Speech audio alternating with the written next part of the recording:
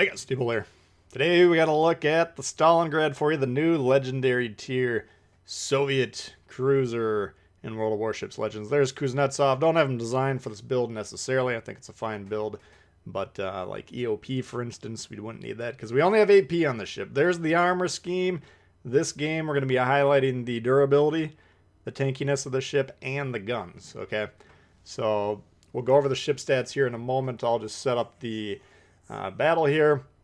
Middle spawn here, the goal is to kind of use this island on the right to protect ourselves from the ships that are going to spawn south of A, and then hopefully have this Kaba that's coming our way, spot ships in the middle, and then we'll just kind of patrol the middle and lay down some fire there. We're going to use this little piece that juts out here, this little part of the island. You'll see these all over the game. They're kind of designed for cruisers to kind of ram in here, assuming the cruisers have the armor to take some shots. Okay, if you're in like a Danae or something, for instance, like that, parking yourself on something like this and trying to tank shots from battleships or whatever's coming your way, not going to be profitable. So you got to understand your ship. But if you have a ship that can utilize its armor, you could potentially play a battleship on some of these positions as well. But note the land is low enough that we could potentially shoot over a good portion of it. And then if we're taking some heat from the right side of the screen, we just back up. And if we even take more heat from the left-hand side of the screen, then we can back all the way around to the right hand side of the screen here and just disengage completely. So good option for defensive purposes here. Again, we're going to try and rely on this Haba here to spot for us. Unfortunately, he's not going to be long for this world. So this is kind of an impersonation of a high tier. Usually you'd see battleships doing this. They're just kind of parked nose in at each other, and then they lob shells all the way across, and they do like 1,000 damage on average. So kind of a slow start to this. Why are we actually doing this? Because we need to control the middle here. This Alaska is kind of the biggest controlling threat over here. They got another Alaska over there, but this one directly to the south of us has a lot of influence as well. So from my position, I just want to back up, make sure we're only getting shot by the one Alaska at once. We don't want a 3v1, and then we're going to hope our teammates in the back who are currently north of A, they can't shoot anything back there, so that's not a very good position at all. And maybe some of the teammates to our left would hopefully pile on here, and then we'll win multiple ship versus a one ship type of a duel. That's the game plan early. What's going on with Stalingrad? 65,000 HP. Compare that to Alaska, 54,720. So considerably more HP there, better. Armor belt or torpedo belt 25% compared to 13 on Alaska. Guns the same situation. 3x3s, 303 or 305, sorry.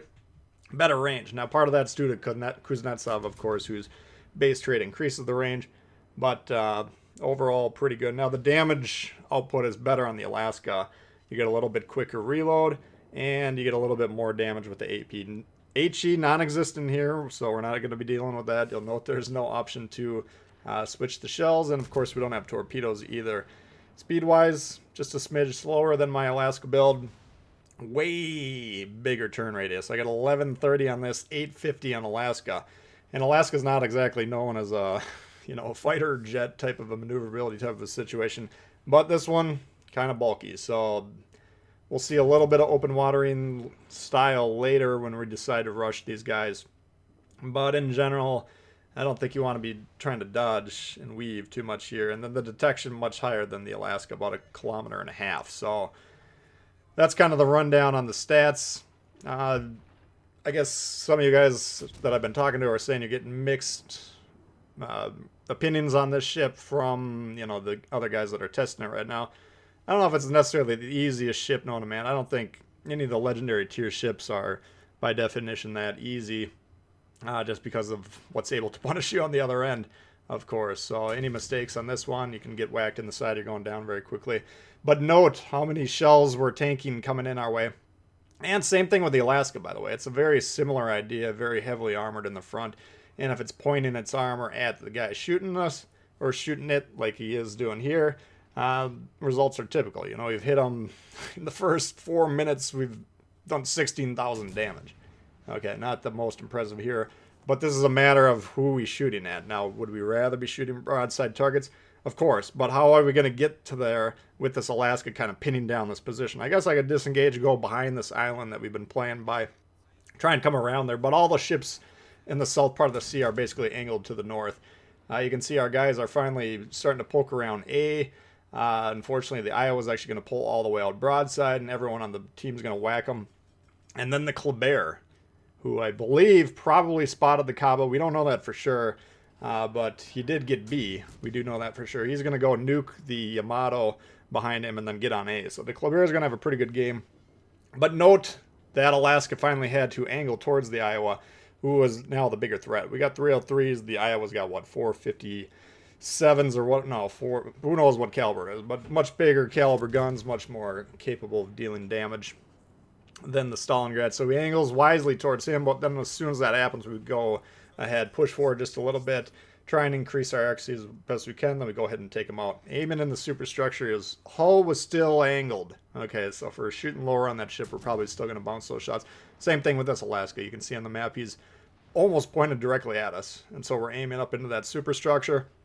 That's where we're getting all this damage, okay? This is very slow play right here, but this is kind of how durable these cruisers are going to be at this tier. And even the Wusta, if you're hitting them in the nose, it's just as durable as here. A little bit weaker on the sides, of course, but you got to be understanding that the armor is going to be pretty good on these legendary tier cruisers. So you got to be looking for opportunities to do the damage. Conqueror coming in, he's a big threat. He's going to be shooting the HE. Of course, he can do quite a bit of damage there. We're going to see a little bit there. Good, I don't know, 10k, 7, 8, 9, 10k, whatever that was.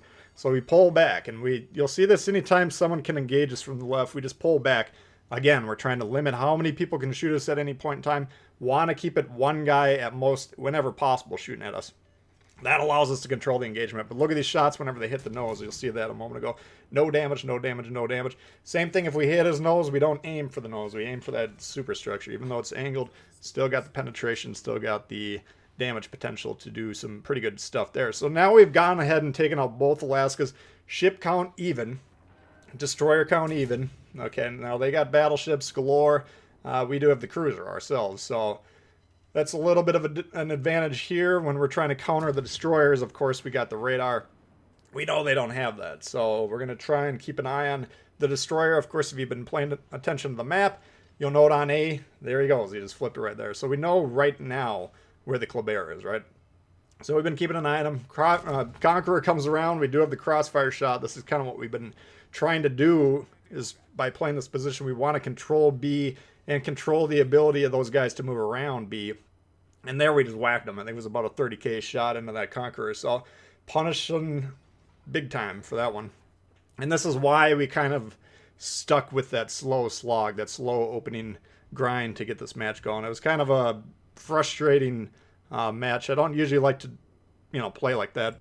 Angled ship, shooting angled ship. Just kind of a boring play style. Not that profitable usually, but we did have to open up this middle here. This controlling the middle in World of Warships is usually the soundest strategy. I mean, it's kind of like chess, where if you're just focusing on controlling the sides or whatever, you're not really going to be doing that well.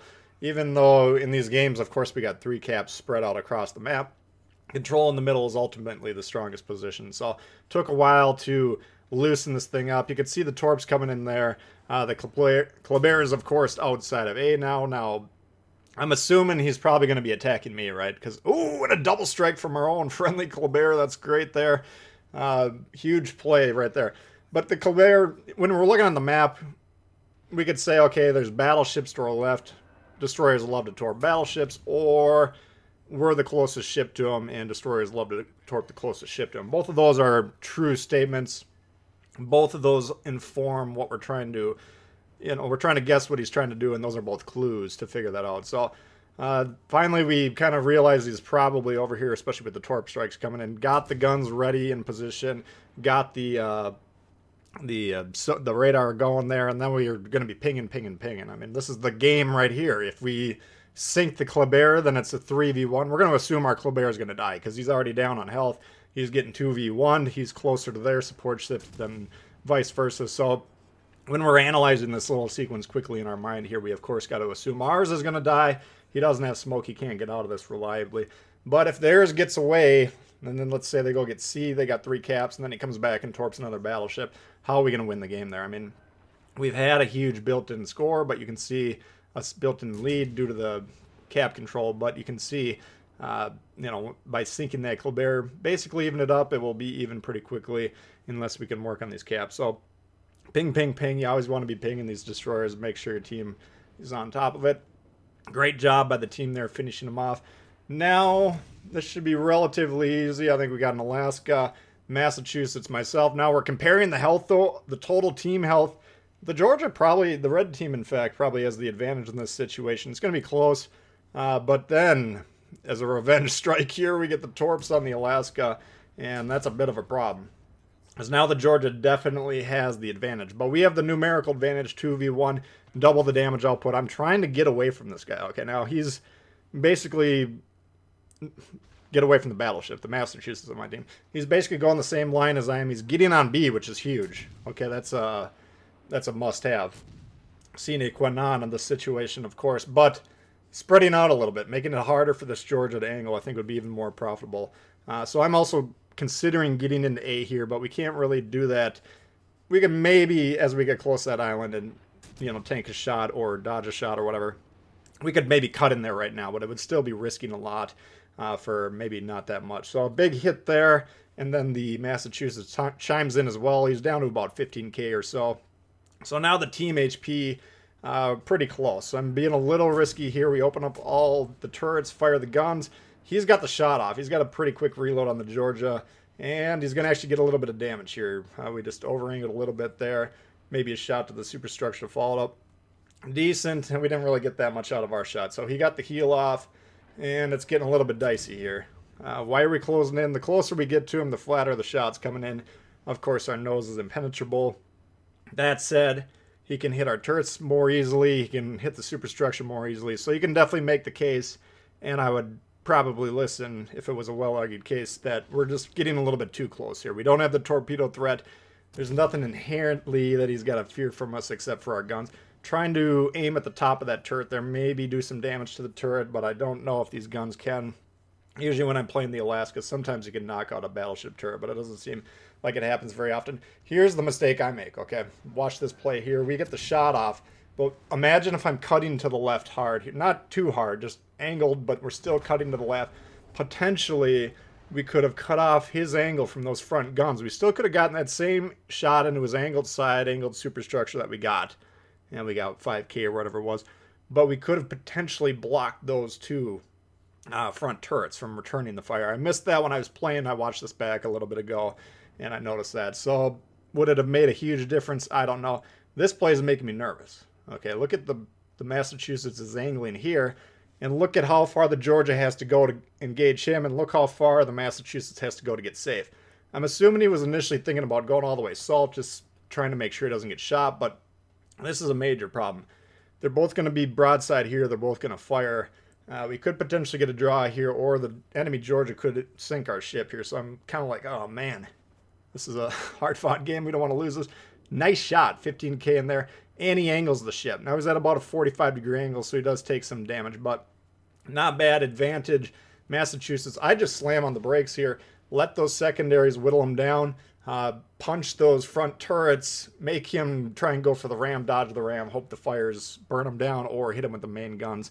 What I wouldn't do here is open up this firing angle like this and then absorb a shot that could have very easily been a throw there, but it wasn't, and he returns fire, hits him in the superstructure, and down goes the Georgia. So great job for the team closing that out. I thought that was a pretty good game, and hopefully enjoyed that look at the Stalingrad. So that's going to do it for that one, guys. Hopefully you did enjoy it. If you did, please hit the thumbs up. New to the channel, consider subscribing. Lots of World of Warships coming all the time. Questions, comments, leave below. Love to hear from you, and we'll see y'all later. Peace.